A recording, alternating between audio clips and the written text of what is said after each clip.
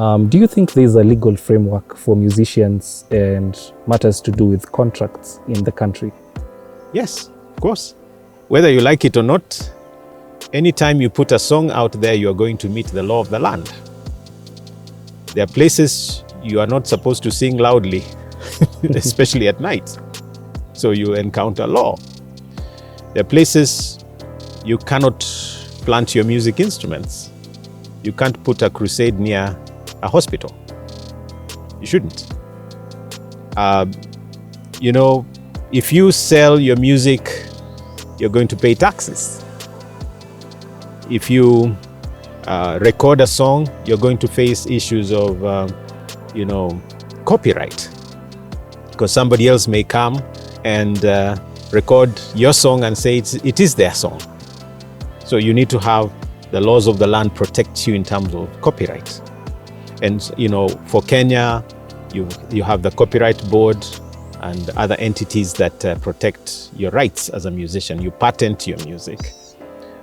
You can produce, in fact, we need to get to a point where you release a cover with particular graphics. Somebody uses the same graphics, they'll be in danger if you're following the copyright laws, because you're using somebody else's content. That's why when you go to YouTube, for example, and you sing my song, I don't even have to be there. The YouTube,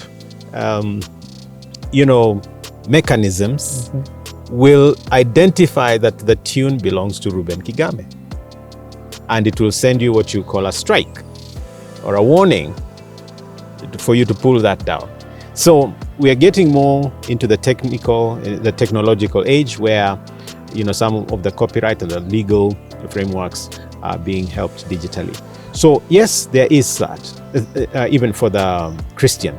And so you need to be aware. You sing my song, I don't even have to be there. The YouTube,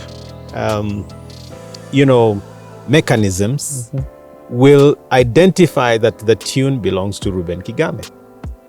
And it will send you what you call a strike or a warning for you to pull that down. So we are getting more into the technological age where, some of the copyright and the legal frameworks are being helped digitally. So yes, there is that, even for the Christian. And so you need to be aware. And that is where exploitation comes in. You have middlemen and so on. And I'm hoping that if I become president, you can give me a chance to fight the cartels. Wow. Talking about cartels, what has been your experience and what are your thoughts on royalties and how they're distributed in Kenya? The musicians really suffer. They get not even the bones. They get the refuse. While companies, distribution companies and CMOs and so on walk happy to the bank. There are musicians that I know personally that have died paupers after being in the industry for over 40 years. It's a shame. I have come out, I have spoken, people have not liked me. I don't think even musicians have read enough of what I've written and done against the system. But I do believe the time has come for us to be able to face them head on. I think a lot of Christian musicians are being exploited in the name of being helped. So you find somebody says, I'll record for you the music, sell, and then, once I've paid myself, I'll start paying you. Then you find they make money out of you, you never see a cent. And this began way back when we were dealing with cassettes and so on. So I want to say it's a pity, a lot has to change, and the issue of royalties needs to be settled. Well, are you receiving enough support from the musicians themselves, the music industry, in your presidential campaign? No. Well, that was very straightforward. Yes. I have wished for more. I have wished for them to be a little more practical with this thing. A lot of people call me Papa, call me Dad, and so on. When it comes to me fighting to go in there and clean up the system, they are nowhere.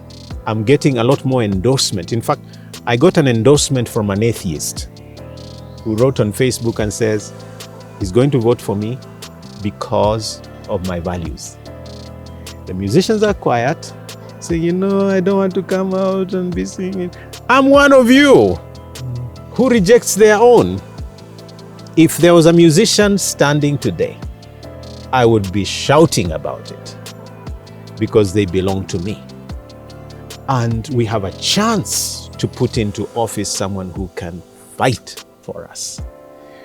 I've been waiting for some songs. Thank God for one or two that have recently come and recorded the song to help me with the campaign. Maybe it's too unholy to do that.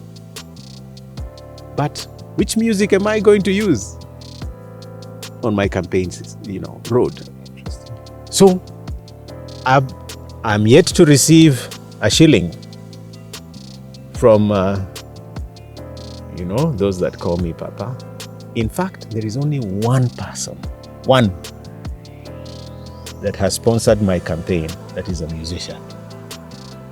So I'm hoping that we can wake up and stop being polarized by politicians who use us and then dump us. I'm praying, for the Lord to open our eyes. I asked one musician to help me, prepare a song. And she told me, it's a dangerous thing. I need 2 million from you. I don't have that kind of money. I don't have it. We are fighting cartels that have taken our monies. We are fighting those who have stolen from us as a country. And then you come and because they give away money, you think I have it. No, I don't have it. But most of all, I hope you pray for me that I go through. Because my going through means that you have a voice as a Christian musician, as an artist, as a filmmaker, as a dancer, as an actor. You will certainly have somebody to speak for you. And I hope it happens. Finally, what is your message to Kenyans and Christians alike, keeping in mind that you are a Christian or considered a Christian leader in this country? I'm praying that God will give us a Christian leader who listens to God and also speaks the mind of God, who leads the nation in the ways of God. I'm praying for revival in this country and as a springboard for revival across Africa and the world. Kenya is so centrally placed as the revival board. I hope that we take the Bible seriously when it says righteousness exalts a nation, but sin is a reproach for any people. That when the righteous are in authority, people rejoice. When the wicked rule, people mourn. I hope we take those scriptures, seriously. I hope we take Proverbs 31:8 seriously. That we need to speak for those who cannot speak for themselves. That is what we need to do. I hope that we take, the gospel seriously.